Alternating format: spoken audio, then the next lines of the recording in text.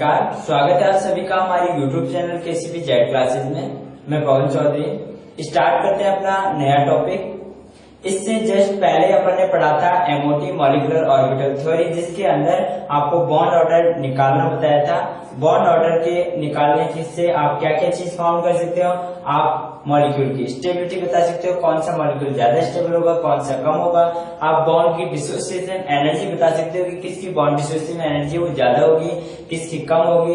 और bond length को भी आप डिफाइन कर सकते हो, किसकी ज्यादा होगी, किसकी कम होगी। ये सब किससे फाइंड कर सकते हो, जब आपको क्या पता हो, बॉन्ड ऑर्डर पता हो। और बॉन्ड ऑर्डर मैंने आपको बहुत अच्छे से निकालना बताया है। और एक आपको मैग्नेटिक प्रॉपर्टीज का भी आपको ध्यान रखना है कि कौन डायमैग्नेटिक होगा और कौन पैरामैग्नेटिक होगा, मतलब कौन अनुचुंबकीय होगा, कौन प्रतिचुंबकीय होगा। उसको भी किससे डिफाइन करते हैं हम, अनपेयर्ड इलेक्ट्रॉन के बेस पर, किसके पास अनपेयर्ड इलेक्ट्रॉन प्रेजेंट है और किसके पास नहीं। जिसके पास अनपेयर्ड इलेक्ट्रॉन प्रेजेंट होता है वो तो पैरामैग्नेटिक, और जिसके पास अनपेयर्ड इलेक्ट्रॉन प्रेजेंट नहीं रहता है, मतलब जिसके पास पेयर्ड इलेक्ट्रॉन होते हैं, वो कैसे होते हैं, डायमैग्नेटिक। तो ये आपको वहां से पता चलता है। फिर अपन नेक्स्ट जो टॉपिक है उसकी बात करते हैं। उसके अंदर हम बात करते हैं द्विलकीकरण या बहुलकीकरण।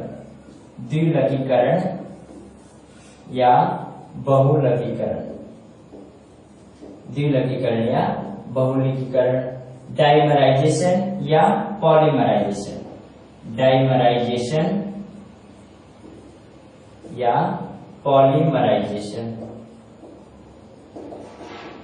इसके अंदर सबसे हम पहले पढ़ते हैं इलेक्ट्रॉन न्यून यौगिकों में, इलेक्ट्रॉन न्यून यौगिकों में बहुकेंद्रीय बंधन, इलेक्ट्रॉन न्यून यौगिकों में बहुकेंद्रीय बंधन। या इसी के अंदर हम बात करते हैं एक आपका बनाना बॉन्ड या 3 सेंटर 2 इलेक्ट्रॉन बॉन्ड, ये इसी के अंदर। और इसके अंदर हम किसकी बात करते हैं, इसका एग्जाम्पल, इंपॉर्टेंट एग्जाम्पल होता है, ये इंपॉर्टेंट है, ध्यान रखना है, डाइबोरेन। डाइबोरेन की बात करते हैं। डाइबोरेन क्या होता है, B2S6, BH3 का डाइमर होता है B2S6। यहाँ पे हम बात करते हैं कि इलेक्ट्रॉन डेफिशिएंट कंपाउंड में पॉलीसेंट्रिक जो बॉन्डिंग है वो कैसे होती है, किस तरीके से आपका बनाना बॉन्ड बनता है। सीधा सा पूछते हैं किसमें, 3 सेंटर 2 इलेक्ट्रॉन बॉन्ड या बनाना बॉन्ड प्रेजेंट होता है। तो इसके अंदर हम जैसे सबसे पहले बात करते हैं कि B2S6, जैसे आपका B2S6 होता है, इसी तरीके से यदि हम इमेजिन करें C2H6 की, यदि हम इमेजिन करें C2H6 की, तो C2H6 कैसे बनता है कि ये आपका कार्बन, ये दूसरा कार्बन, और इससे कितने कितने हाइड्रोजन जुड़े हुए हैं, इससे 3 हाइड्रोजन जुड़े हुए हैं, इससे भी आपके 3 हाइड्रोजन है वो जुड़े हुए हैं। तो यहाँ पे यदि हम बात करें कि इसके पास टोटल इलेक्ट्रॉन है वो कितने होते हैं, तो 2 कार्बन के पास से कितने इलेक्ट्रॉन होते हैं, एक कार्बन के पास कितने इलेक्ट्रॉन होते हैं, 1 के 4, 2 के कितने हो गए, 2 into 4, तो ये 8 इलेक्ट्रॉन। और हाइड्रोजन कितने हैं, 6 हाइड्रोजन। 6 हाइड्रोजन परमाणु के पास कितने इलेक्ट्रॉन होंगे, तो एक परमाणु के पास कितना होता है, एक इलेक्ट्रॉन। तो 6 के पास कितना हुआ, तो 6 से इंटू मल्टीप्लाई कर देते हैं 6 इलेक्ट्रॉन। तो टोटल कितने हो गए, ये 14 इलेक्ट्रॉन हो गए। ठीक है। ऐसे यदि हम बात करें यहाँ पे B2S6 डाइबोरेन के अंदर, तो डाइबोरेन के अंदर क्या होता है, इसी तरीके से हम बात करें, जैसे यहाँ पे भी आपके 2 बोरॉन है, यहाँ पे भी आपके क्या है, ये 2 बोरॉन है। इनके पास कितने हाइड्रोजन है, 3 हाइड्रोजन है, तो ये 3 हाइड्रोजन हम जोड़ देते हैं। ठीक है, ये 3 हाइड्रोजन हम ऐसे जोड़ देते हैं। लेकिन ये जो हाइड्रोजन है इसके अंदर बॉन्डिंग है वो ऐसी नॉर्मली बॉन्डिंग नहीं होती है। इसके अंदर बनाना बॉन्ड या 3 सेंटर 2 इलेक्ट्रॉन का बॉन्ड का फॉर्मेशन होता है। वो कैसे होता है, देखो यहाँ पे हम ऐसी बात करते हैं कि 2 बोरॉन परमाणु के पास टोटल कितने इलेक्ट्रॉन है, तो एक बोरॉन के परमाणु के पास कितने इलेक्ट्रॉन होते हैं, 3 होते हैं। और तो 2 के पास कितने होंगे, तो इसको 3 into 2 से मल्टीप्लाई किया तो ये कितना हुआ, 6 इलेक्ट्रॉन। और 6 हाइड्रोजन परमाणु से कितने बनते हैं आपके, 6 इलेक्ट्रॉन। टोटल कितने हो गए, 12 इलेक्ट्रॉन। तो इसके पास 14 इलेक्ट्रॉन जो कंप्लीट थे, इसके पास 12 इलेक्ट्रॉन। तो ये कैसा होता है, जो डाइबोरेन है, एक चीज क्लियर कर लेना कि डाइबोरॉन होता है वो इलेक्ट्रॉन डेफिशिएंट स्पीशीज है, इलेक्ट्रॉन न्यून यौगिक होता है। सीधा सा क्वेश्चन पूछते हैं जो आपके लुईस के अकॉर्डिंग जो एसिड बेस की जो अवधारणा है उसके अकॉर्डिंग क्या होता है कि जो इलेक्ट्रॉन न्यून यौगिक होते हैं वो कैसे होते हैं, लुईस अम्ल की तरह व्यवहार करते हैं। तो ध्यान रखना कि ये कैसा है, इलेक्ट्रॉन डेफिशिएंट स्पीशीज होती है, इलेक्ट्रॉन न्यून यौगिक होता है और उसी के बेस पर कैसा होता है, लुईस अम्ल के जैसे व्यवहार करता है। तो इलेक्ट्रॉन न्यून यौगिक होने के कारण ये किसकी तरह व्यवहार करता है, लुईस अम्ल की तरह व्यवहार करता है, ध्यान रखना, ठीक है। फिर हम बात करते हैं कि इसमें जो बॉन्डिंग है वो कैसे होती है। तो मैं इसको तो मिटा देता हूं और इधर आपको बताता हूं। देखो यहाँ पे हम बात करते हैं जैसे ये बोरॉन, ये दूसरा बोरॉन। अपने को पता है कि बोरॉन के पास 3 इलेक्ट्रॉन होते हैं। इन 3 इलेक्ट्रॉनों में से 2 इलेक्ट्रॉनों से तो जो हाइड्रोजन है, 2 हाइड्रोजन सिग्मा बंध का फॉर्मेशन करते हैं। तो मैं यहाँ पे ये इलेक्ट्रॉन वालों को तो ऐसे दिखा रहा हूँ कि ये 2 इलेक्ट्रॉन जो है बोरॉन के, ये तो 2 हाइड्रोजन से सिग्मा बॉन्ड का फॉर्मेशन कर लेते हैं। ये 2 हाइड्रोजन से सिग्मा बंध का निर्माण कर लेते हैं। अब अपने पास 4 हाइड्रोजन काम में आ गए, अब बचे 2 हाइड्रोजन। 2 हाइड्रोजन में से एक के पास 1 इलेक्ट्रॉन है। तो यहाँ पे बॉन्डिंग कैसे होती है कि अपने को पता है कि बोरॉन के पास अभी क्या है कि 1 इलेक्ट्रॉन क्या है, 1 इलेक्ट्रॉन है, प्रेजेंट है, और एक इसके पास क्या है, अपने बोरॉन का इलेक्ट्रॉनिक विन्यास क्या होता है, यहाँ लिख देता हूँ, 1s2 2s2 और 2p1। तो ये बोरॉन का इलेक्ट्रॉनिक कॉन्फ़िगरेशन होता है, ठीक है। अब इसके p में जो इलेक्ट्रॉन है वो कितना है, 1 इलेक्ट्रॉन है। बाकी के जो 2 ऑर्बिटल है वो कैसे हैं, खाली है। तो मैंने यहाँ पे बोरॉन का एक जो इलेक्ट्रॉन है, जो एक कक्षक है, 1 इलेक्ट्रॉन है, वो यहाँ पे बना दिया। अब इसके पास 2 ऑर्बिटल अभी खाली है। तो यहाँ पे भी इस वाले बोरॉन के पास भी ये 1 इलेक्ट्रॉन है, ये वाला, ठीक है, ये वाला इलेक्ट्रॉन। अब इसके पास से बाकी के 2 कक्षक क्या है, खाली है, वैकेंट है, ठीक है। तो यहाँ पे देखो ये मैंने खाली बना दिया, ये वाला खाली बना दिया, ठीक है। अब यहाँ पे क्या है कि अपने पास 2 हाइड्रोजन और प्रेजेंट है, ठीक है, 2 हाइड्रोजन और प्रेजेंट होते हैं। तो होता क्या है कि ये हाइड्रोजन और ये हाइड्रोजन, अब इसके पास क्या है कि इसके पास 1 इलेक्ट्रॉन अभी प्रेजेंट है। तो 1 इलेक्ट्रॉन प्रेजेंट होता है तो कैसे कि यहाँ पे ये वाला जो इलेक्ट्रॉन है ये मान लो यहाँ पे हो गया, ये यहाँ पे, ठीक है, इधर मान लो, और ये खाली, या फिर इसको इधर कर लेते हैं और ये खाली, और ये वाला इधर खाली वैकेंट। हाइड्रोजन के पास कितना इलेक्ट्रॉन होता है, 1। तो 1 इलेक्ट्रॉन से तो इसने बॉन्डिंग कर ली, इधर 1 इलेक्ट्रॉन से, इधर 1 इलेक्ट्रॉन से इसने बॉन्डिंग कर ली, इधर 1 इलेक्ट्रॉन से इसने बॉन्डिंग कर ली, और ये खाली कक्षक और ये इधर खाली कक्षक। तो होता क्या है कि यहाँ पे एक बोरॉन का 1 इलेक्ट्रॉन वाला कक्षक, दूसरे बोरॉन का रिक्त कक्षक और एक हाइड्रोजन का 1 इलेक्ट्रॉन मतलब 1s1 वाला कक्षक, तीनों के पास 3 सेंटर से 2 इलेक्ट्रॉन इनके पास प्रेजेंट होते हैं। क्या बोला, एक बोरॉन का 1 इलेक्ट्रॉन वाला कक्षक, दूसरे बोरॉन का रिक्त कक्षक वाला इलेक्ट्रॉन और एक 1s1 वाला हाइड्रोजन के पास 1 इलेक्ट्रॉन प्रेजेंट है। तो यहाँ पे क्या हुआ कि जैसे हम बात करते हैं यहाँ पे कि ये तो आपका एक बोरॉन का 1 इलेक्ट्रॉन वाला कक्षक, ठीक है, ये एक सेंटर हो गया, दूसरा बोरॉन का रिक्त कक्षक, ये दूसरा सेंटर हो गया, और तीसरा हाइड्रोजन का 1 इलेक्ट्रॉन वाला कक्षक। ये 3 सेंटर बनते हैं जिनके द्वारा ये जो सेतु बंध है, जो यहाँ पे जो ब्रिज बॉन्ड है, वो कैसे बनता है कि बोरॉन का एक इलेक्ट्रॉन वाला कक्षक, दूसरे बोरॉन का रिक्त कक्षक और एक हाइड्रोजन का 1 इलेक्ट्रॉन वाला कक्षक, तीनों के बीच में बॉन्डिंग होती है और इसमें 3 तो सेंटर होते हैं और इनके पास 2 इलेक्ट्रॉन होते हैं, 3 सेंटर और 2 इलेक्ट्रॉन। तो मैं इसको पूरा लिख देता हूँ आपको, 3 सेंटर और ये 2 इलेक्ट्रॉन, इसलिए इसको 3 सेंटर 2 इलेक्ट्रॉन बॉन्ड बोलते हैं। क्यों बोलते हैं, क्योंकि इसके पास 3 तो सेंटर होते हैं, एक बोरॉन का इलेक्ट्रॉन वाला, एक बोरॉन का रिक्त वाला और एक हाइड्रोजन का। तो 3 तो सेंटर होते हैं और 2 इलेक्ट्रॉन इसके पास प्रेजेंट होते हैं, तो इसलिए इसको 3 सेंटर 2 इलेक्ट्रॉन बॉन्ड बोलते हैं।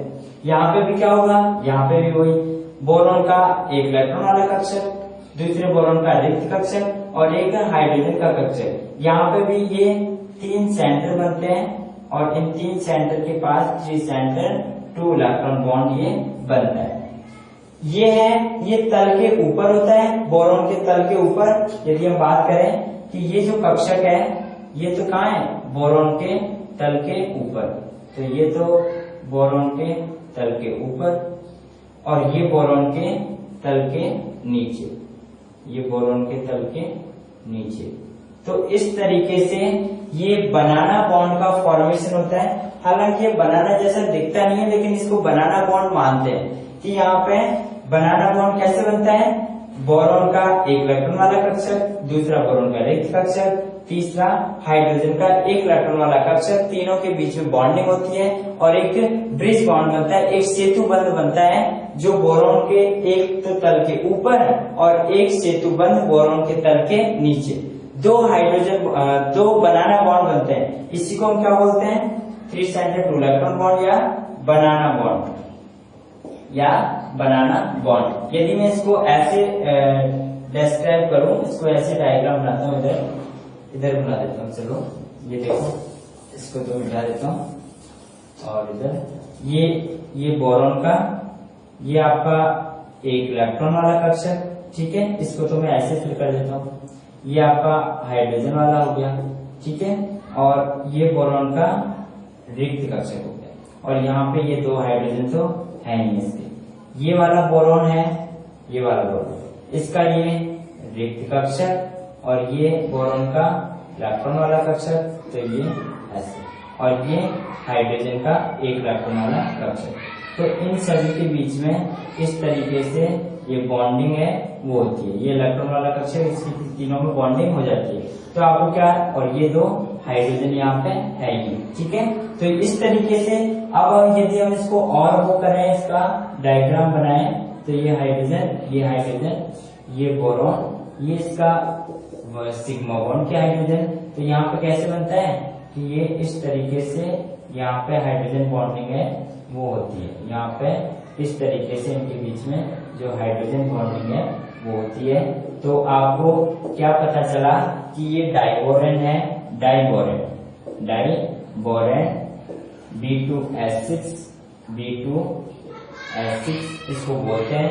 और ये कैसी होती है, इलेक्ट्रॉन डेफिशिएंट स्पीशीज होती है, इलेक्ट्रॉन न्यून यौगिक होता है, ठीक है। इसको क्या बोलते हैं हम, इसकी क्या क्या खास बातें ध्यान रखनी है, इलेक्ट्रॉन न्यून यौगिक होता है, इलेक्ट्रॉन न्यून यौगिक होता है और इलेक्ट्रॉन न्यून यौगिक होने के कारण लुईस अम्ल के समान व्यवहार करता है, लुईस अम्ल के समान व्यवहार करता है, लुईस अम्ल के समान व्यवहार करता है, ठीक है।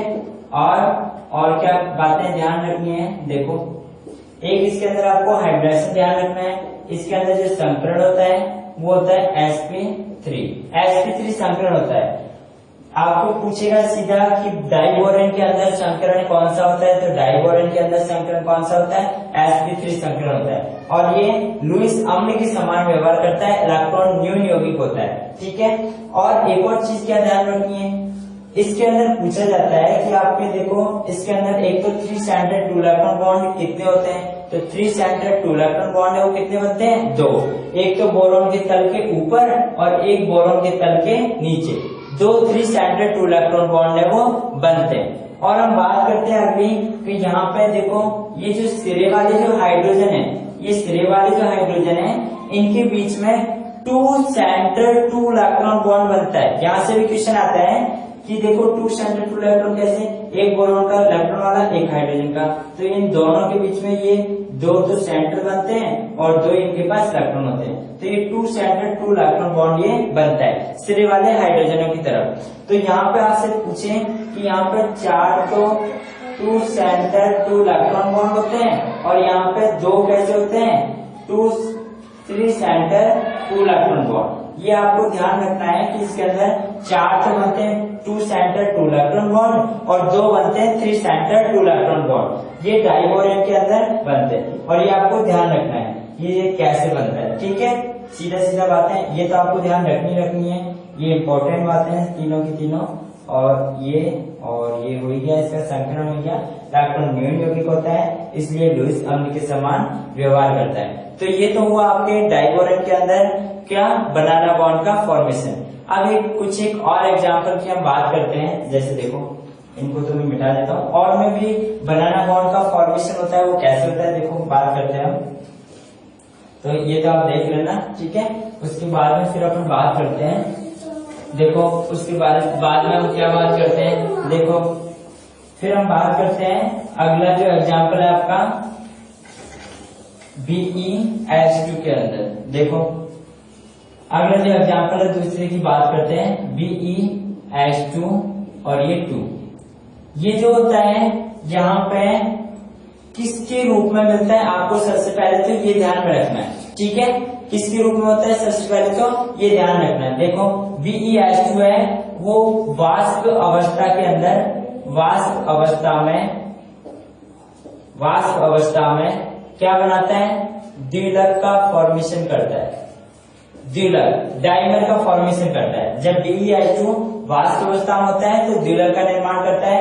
इसके अंदर आपको ध्यान रखना है जैसे मैं बनाता हूँ वैसे की वैसे करना है। एक आपको समझ में आ गया तो यहाँ पे 2 तो बेरिलियम है और हाइड्रोजन कितने हैं, 4 हाइड्रोजन है। 4 हाइड्रोजनों में से बेरिलियम के पास अपने को पता है कि कितने इलेक्ट्रॉन होते हैं, टोटल 2 इलेक्ट्रॉन होते हैं। तो मैं ये 2 इलेक्ट्रॉन यहाँ पे बना देता हूँ, ये 1 इलेक्ट्रॉन ये दूसरा इलेक्ट्रॉन।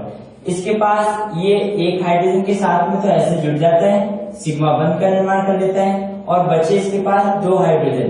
तो ये हाइड्रोजन 1 ये हाइड्रोजन 1, तो यहाँ पे ये वाला खाली कक्षक और इसका ये इलेक्ट्रॉन वाला, तो यहाँ पे ये इलेक्ट्रॉन से ये बॉन्ड बना लेता है, ये इधर बना लेता है और ये खाली इसका ये, ठीक है। तो यहाँ पे क्या होता है कि आपसे पूछे कि BeH2 वाष्प अवस्था में होता है, क्या करता है, वाष्प अवस्था में द्विलक का निर्माण करता है, ये बात ध्यान रखना, ठीक है।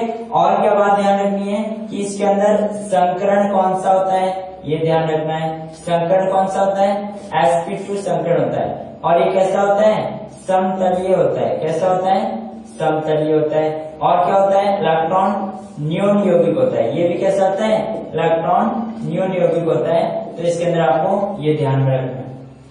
फिर हम बात करते हैं इसी की कि BeH2 है वो ठोस अवस्था में, BeH2 वाष्प अवस्था में तो द्विलक बनाता है, लेकिन ये ठोस अवस्था में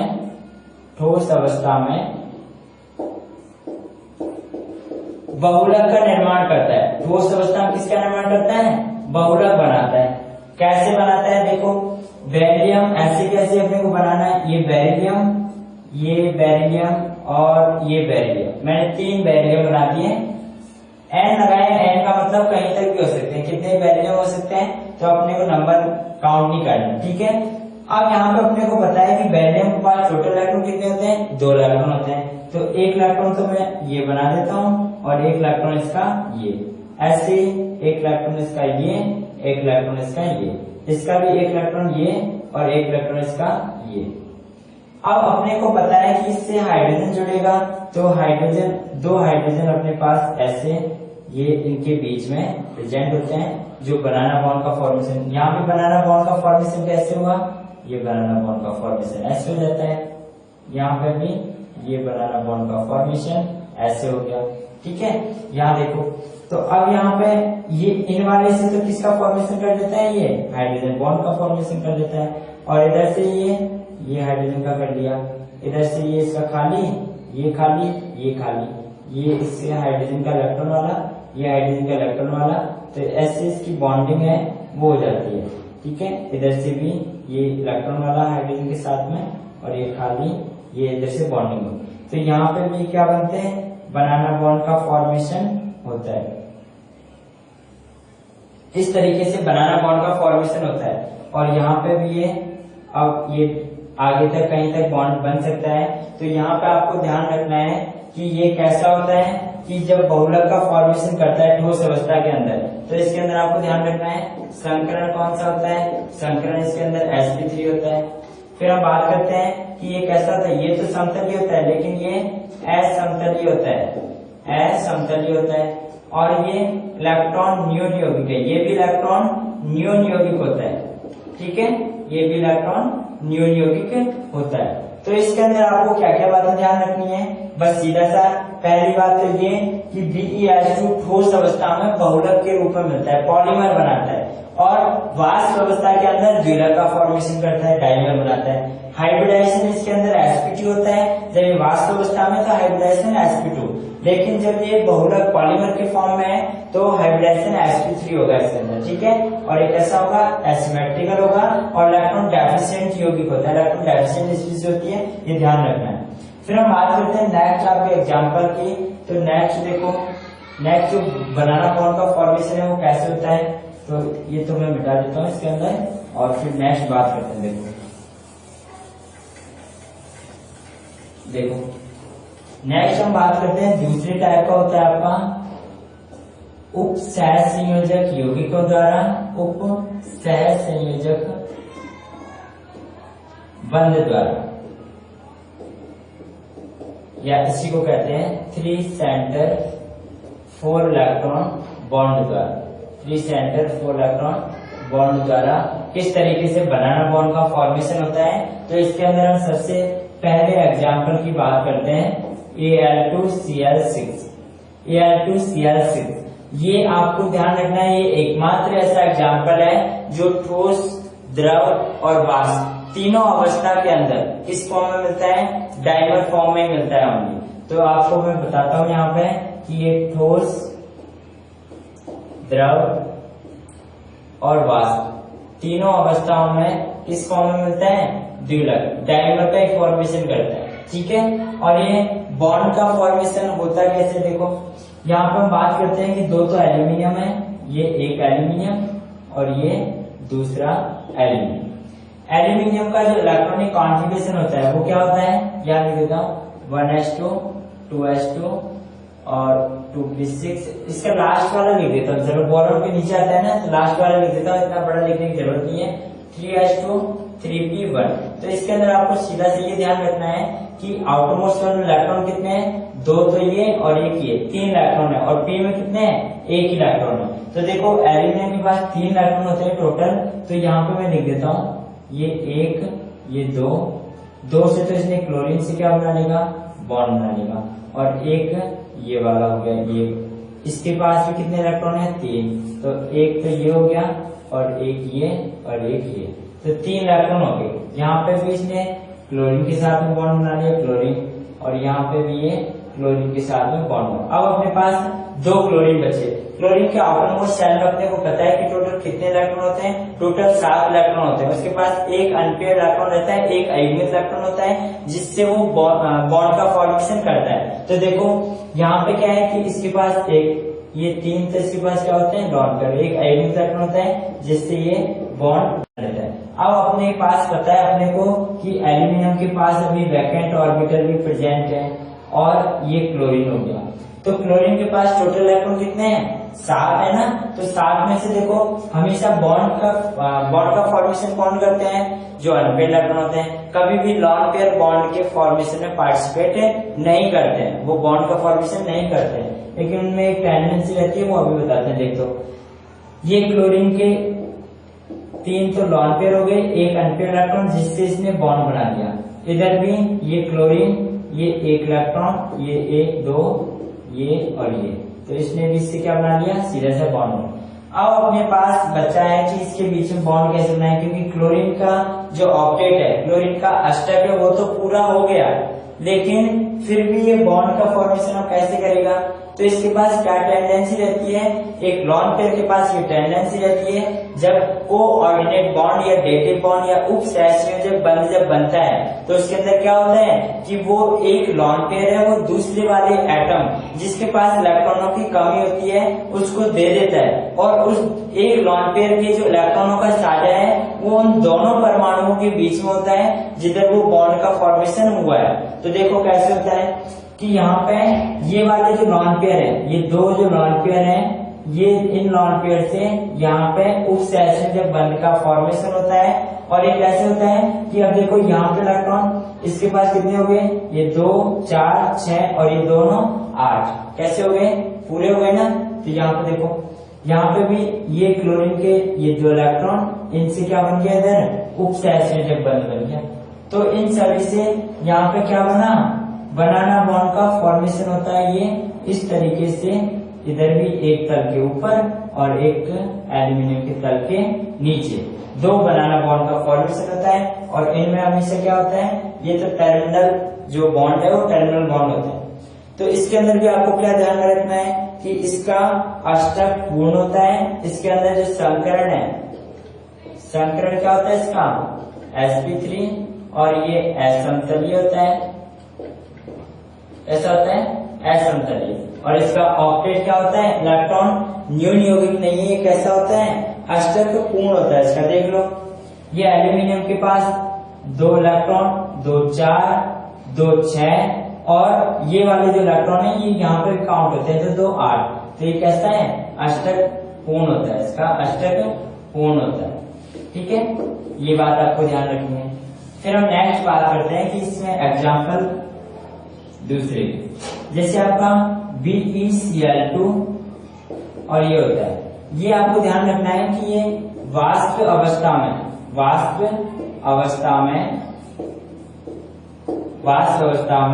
क्या बनाता है, द्विलक बनाएगा। वाष्प अवस्था में कैसा बनाएगा, द्विलक। कैसे बनाता है, देखो ये आपका बेरिलियम और ये आपका दूसरा बेरिलियम। ठीक है, अब यहाँ पे क्या है, क्लोरीन कितने हैं अपने पास, 4 क्लोरीन है। तो 4 क्लोरीन है तो देखो एक क्लोरीन, तो ये एक बेरिलियम से इस वाले क्लोरीन ने एक बॉन्ड बना लिया, इस वाले बेरिलियम ने एक क्लोरीन से सिग्मा बॉन्ड का फॉर्मेशन कर दिया। अब अपने पास कितने क्लोरीन बचे हैं, 2 क्लोरीन बचे हैं। और बेरिलियम के पास कितना, एक इलेक्ट्रॉन तो ये रहा और एक इलेक्ट्रॉन इसका ये रहा। इस वाले इलेक्ट्रॉन के साथ में ये अनपेयर इलेक्ट्रॉन है, ये बॉन्ड का फॉर्मेशन कर लेता है। इधर भी जो अनपेयर इलेक्ट्रॉन होता है वो बॉन्ड का फॉर्मेशन कर लेता है। अब इसके पास क्या है कि अपने पास पता है कि अपने क्लोरीन के पास कितने लॉन पेयर होते हैं, 3 लॉन पेयर होते हैं क्लोरीन के पास। इन 3 लॉन पेयर में से ये वाला जो लॉन पेयर है इससे क्या बन जाता है, उपसहसंयोजक बंध। ये जो लॉन पेयर के जो इलेक्ट्रॉन है ये दोनों के बीच में काउंट होते हैं, ध्यान रखना। इसके पास भी शामिल होंगे जोड़ने में कि और इसके पास भी होंगे, तो इसका तो क्लोरीन का तो अष्टक पूरा हो जाता है। लेकिन बेरिलियम की यदि हम बात करें तो देखो 2 4 और 2 6, तो यहाँ पे बेरिलियम जो केंद्रीय परमाणु है उसका अष्टक पूरा नहीं होता है। तो देखो इसके अंदर यदि हम बात करें कि इसके अंदर संकरण क्या होगा, इसके अंदर यहाँ लिख देता हूँ संकरण क्या होगा। तो संकरण क्या होगा, इसके अंदर sp2 संकरण होता है और ये कैसा होता है, समतलीय होता है। कैसा होता है, समतलीय। और दूसरी चीज इधर भी देखो, अब ये कोऑर्डिनेट बॉन्ड बन गया उपसहसंयोजक बंध, तो इन्होंने भी क्या बना लिया, बनाना बॉन्ड का फॉर्मेशन कर लिया, एक तल के ऊपर और एक तल के नीचे। ठीक है, ये बनाना बॉन्ड ये समतलीय अणु होता है और इसके अंदर कैसा होता है, इलेक्ट्रॉन न्यून यौगिक होता है, इसका अष्टक पूर्ण नहीं होता है, इलेक्ट्रॉन न्यून यौगिक है। ऐसी यदि हम बात करें यहाँ पे कि ये BeCl2 है, ये तो वाष्प अवस्था में था। अब यदि हम बात करें कि ठोस अवस्था में, तो मैं देखो इसी में थोड़ा सा मॉडिफाइड करता हूँ इसी को और इसी को ठोस अवस्था में कर देता हूँ। ठीक है, ये BeCl2n वाष्प अवस्था में तो द्विलक में था, लेकिन ये ठोस अवस्था के अंदर ठोस अवस्था में क्या बनाएगा, बहुलक का निर्माण करता है। और इसके जो संकरण है वो चेंज हो जाता है, संकरण sp3 और ये असमतलीय हो जाता है। और ये इलेक्ट्रॉन न्यून यौगिक ना होकर के इसका कैसा होता है, इलेक्ट्रॉन रिच स्पीशीज रहती है, इसका अष्टक पूर्ण होता है। अष्टक पूर्ण हो जाता है इसका। कैसे होता है देखो, यहाँ पे ये वाला मैं लास्ट वाला मिटा देता हूँ और मान लो ये एक और बेरिलियम ऐसे जुड़ा हुआ है।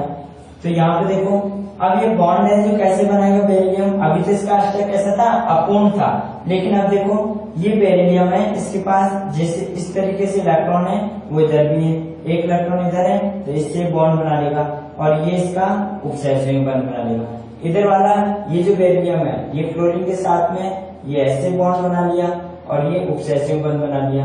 ये वाले क्लोरीन ने इधर उपसहसर्मी बॉन्ड बना लिया और इसने सीधा सीधा बॉन्ड बना लिया। ऐसे यहाँ पे इसने ऐसे बना लिया, इसने ऐसे बना लिया उपसहसर्मी। तो यदि हम बात करें कि यहाँ पे अब जो सेंट्रल एटम है बेरिलियम, इसका अष्टक पूर्ण है कि नहीं है, तो देखो यहाँ पे बेरिलियम के पास कितने इलेक्ट्रॉन है, देखो इस वाले गिनो, ये 2, ये 2 4, ये 2 6 और ये 2 8। तो इसका कैसा हो जाता है, अष्टक पूर्ण होता है। तो अब ये BeCl2 है वो ठोस अवस्था में इंपॉर्टेंट एग्जाम्पल होता है कि BeCl2 वाष्प अवस्था के अंदर द्विलक बनाता है और उसका संकलन sp2 और वो समतलीय होता है और उसका अष्टक अपूर्ण होता है। लेकिन ये ठोस अवस्था के अंदर बहुलक बनाता है और संकरण इसका sp3 होता है और असमतलीय होता है और इसका अष्टक पूर्ण होता है। सीधा से क्वेश्चन पूछता है BeCl2 वाष्प अवस्था में कैसा होता है, तो वाष्प अवस्था में ये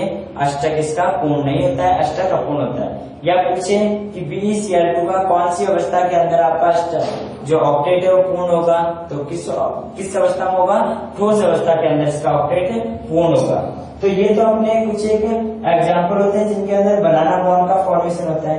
और कुछ एक जैसे हम एक्सेप्शन की बात करें तो देखो कुछ और एक्सेप्शन भी होते हैं, हम बात करते हैं।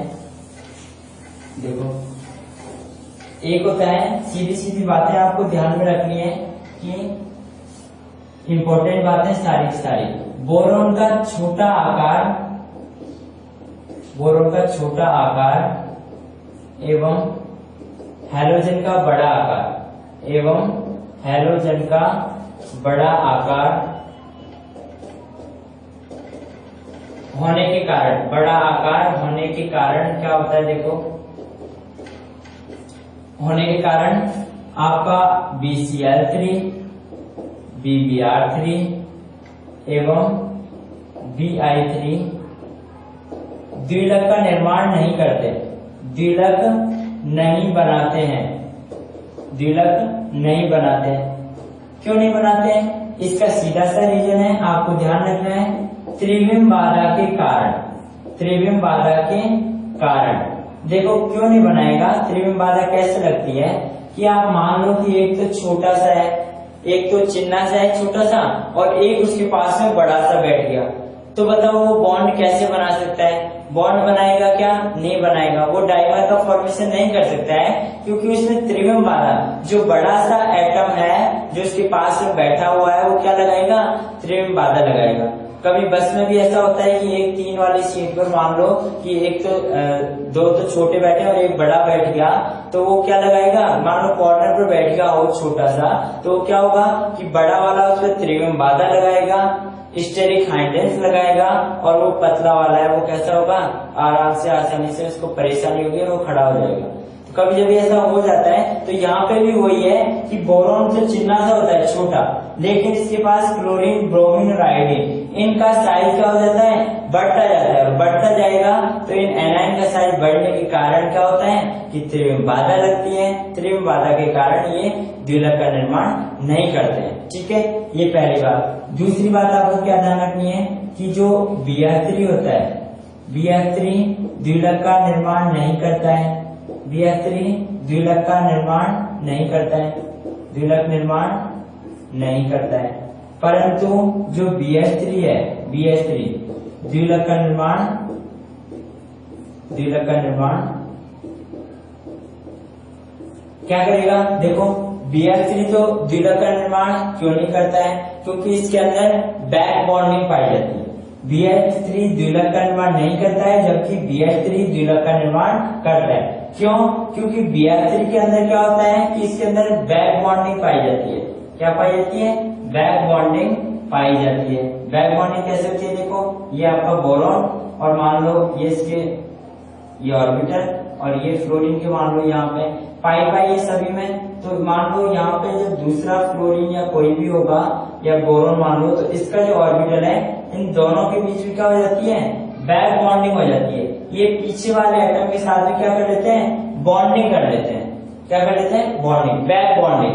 तो इसलिए यहाँ पे क्या होता है कि इस बैक बॉन्डिंग के कारण ये द्विलक का निर्माण नहीं करता, लेकिन BH3 करता है, क्योंकि BH3 के अंदर जो आपका s ऑर्बिटल होता है उसकी आकृति कैसी होती है, गोलाकार, और s ऑर्बिटल इसकी तो कैसी होती है, डंबल से, लेकिन p की कैसी होती है, डंबल से। लेकिन जो h की आकृति है, जो आपका हाइड्रोजन है वो कौन से का है, s कक्षक का है, और उसका s कक्षक होने के कारण उसकी आकृति कैसी है, गोलाकार। और गोलाकार कभी भी आपको ध्यान रखना है कि s कक्षक कभी भी बैक बॉन्डिंग में पार्टिसिपेट नहीं करता है। s कक्षक कभी भी बैक बॉन्डिंग में पार्टिसिपेट नहीं करता है, ये आपको ध्यान रखना है, ठीक है। s बैक बॉन्डिंग में पार्टिसिपेट नहीं करता है, पार्टिसिपेट भाग नहीं लेता है, ठीक है। और एक और चीज क्या ध्यान रखनी है कि AlF3 आयनिक यौगिक के कारण या आयनिक बंध के कारण द्विलक का निर्माण नहीं करता है। ये भी द्विलक का निर्माण नहीं करता है क्योंकि ये किसमें टूटता है, Al3+ + 3F-। ये कैसा बॉन्ड होता है, आयनिक बंध। तो आयनिक बंध के कारण जो AlF3 है, एल्यूमिनियम ट्राइफ्लोराइड है, वो भी द्विलक का निर्माण नहीं करता है। तो आपको ये तीनों चीजों को ध्यान रखनी है कि BH3 किसके कारण द्विलक नहीं बनाता है, बैक बॉन्डिंग के कारण। इसमें बैक बॉन्डिंग हो जाती है, ठीक है। कैसे, P पाई की बैक बॉन्डिंग हो जाती है। यहाँ पे ये P पाई बैक बॉन्डिंग होती है, ये पाई जो P के ऑर्बिटल है, और P पाई कैसे बनेंगे, ये फ्लोरीन है, ये भी P का, और बोरोन है, ये भी P का है, दोनों P कक्षक के हैं। तो इनके अंदर P पाई बैक बॉन्डिंग पाई जाती है, जिसके कारण ये उसी कंपाउंड के बैक जो पहले वाला आइटम है उसके साथ में बैक बॉन्डिंग कर लेते हैं, जिसके कारण ये डाइमर का फॉर्मेशन, द्विलक का निर्माण नहीं करते हैं। और बाकी AlF3 आयनिक यौगिक के कारण, आयनिक प्रवृत्ति के कारण AlF3 नहीं बनाता है, द्विलक का फॉर्मेशन नहीं करता है, और ये भी द्विलक का निर्माण नहीं करता है, BCl3, BBr3, Bi3। तो आज हमने पढ़ा है बनाना बॉन्ड का फॉर्मेशन कैसे होता है। सारे ये जो लिखा है आपको सारे इम्पोर्टेंट है, ध्यान रखना सभी का। डाइबोरेन है वो ज्यादा इम्पोर्टेंट होता है, बाकी के भी इम्पोर्टेंट है, लेकिन डाइबोरेन से बहुत ज्यादा एग्जाम्पल है वो जो बहुत ज्यादा सवाल है वो पूछे जाते हैं। तो आज का टॉपिक हमारा द्विलकीकरण या बहुलकीकरण पूरा हुआ। नेक्स्ट टॉपिक जल्दी ही लेके के आएंगे। रोजाना हमारी रेगुलर क्लास लग रही है, टेस्ट सीरीज भी चालू है, तो हमारे चैनल के साथ में जुड़े रहिए और आपकी परफॉर्मेंस को बेहतर बनाएं। धन्यवाद।